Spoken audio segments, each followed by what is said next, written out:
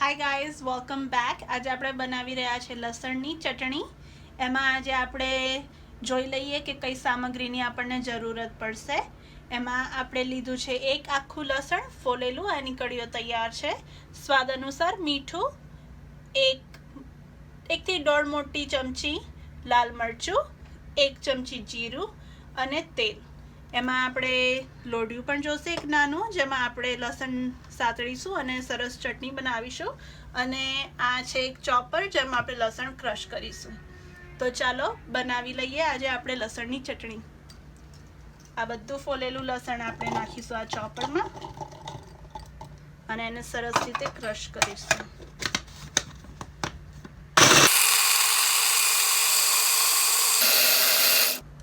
હવે તમે જોઈ શકો છો આ લસણ કમ્પ્લીટલી ક્રશ થઈ ગયું છે આમાં.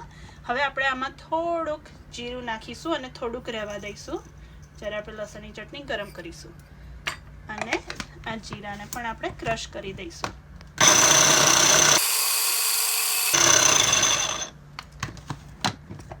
જોઈ લો, આ પરફેક્ટલી ક્રશ થઈ ગયેલું લસણ રેડી છે. હવે આપણે ગેસને ઓન કરીશું, લોઢિયું ગરમ કરીએ અને જેવી રીતે લોઢિયું ગરમ થશે એટલે આપણે તરત જ એમાં તેલ નાખીને લસણની ચટણીને તૈયાર કરીશું. તેલ ગરમ થાય છે ત્યાં સુધી હું આ લસણને ચોપરમાંથી નીકાળીને એક બાઉલમાં રેડી કરી લઉં છું, જેથી આપણને સરળ પડે.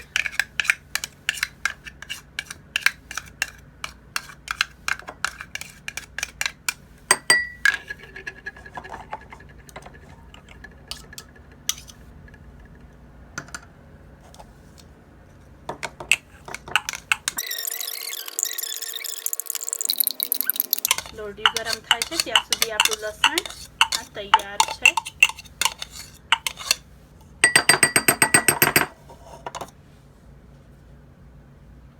હવે ચાલો જો, હવે આ લસણ કમ્પ્લીટલી ક્રશ કરેલું આપણે બાઉલમાં રેડી થઈ ગયું છે અને આપણું આ નાનું લોઢિયું પણ ગરમ થઈ ગયું છે. તો એમાં આપણે નાખીશું આપણું તેલ,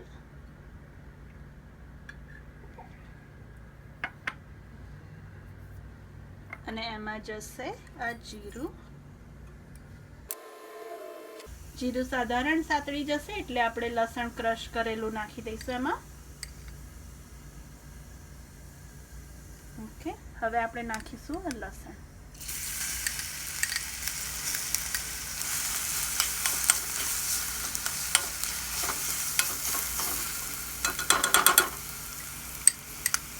તેલ મેં થોડુંક જ પહેલાં નાખ્યું, એટલે હું જરૂરિયાત મુજબ એને પછીથી પણ નાખી શકું છું, કેમ કે બહુ તેલ પણ હેલ્થ માટે સારું નથી.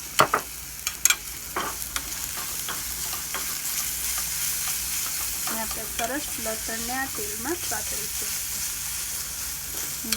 મસ્ત લસણની સ્મેલ ઓલરેડી જ આવી રહી છે. સાધારણ આપણે આમાં તેલ નાખીશું.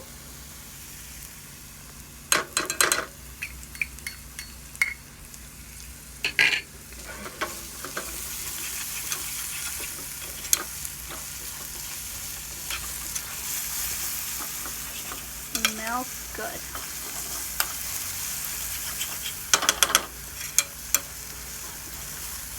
આને તમે મૂકીને ક્યાંય ન જતા, કારણ કે નકરતું લસણ બળી જશે તમારું. અને સતત હલાવતા રહેજો. હવે આમાં આપણે નાખીશું આપણું સ્વાદ અનુસાર મીઠું.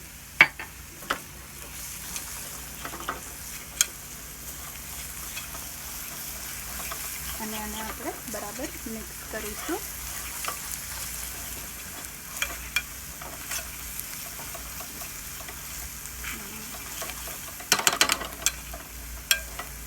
આમાં તો તમે જોશો કે થોડું થોડું તેલ છૂટું પડવા માંડ્યું છે.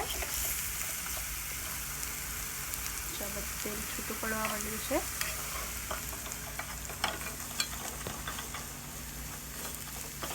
હવે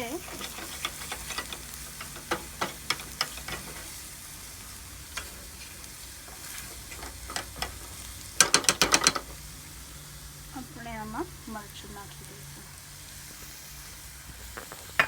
તેને જેને તીખું વધારે ભાવતું હોય એના માટે બેસ્ટ છે. જે ઓછું તીખું ખાતું હોય એ મરચું થોડું ઓછું નાખજો.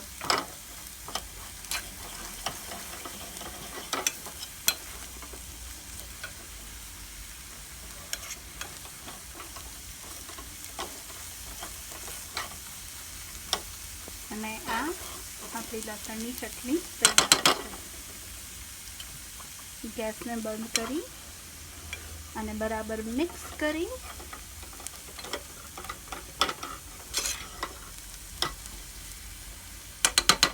આપણે સર્વિંગ બોલમાં કાઢી લઈએ.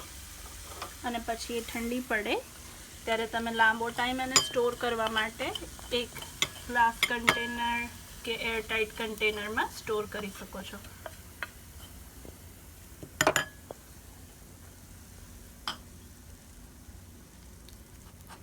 આ આપણી ચટણી તૈયાર છે. એને એન્જોય કરો એક બ્રેડ સાથે, પરોઠા સાથે, શાકમાં નાખીને, ફાસ્ટ ઇઝી વે. અને તમને ગમે, તમે ફરીથી બનાવો તો ચોક્કસ મને એનો વિડીયો, એની પિક્ચર સેન્ડ કરજો, કોમેન્ટ મૂકો, લાઈક કરો. Thank you for watching.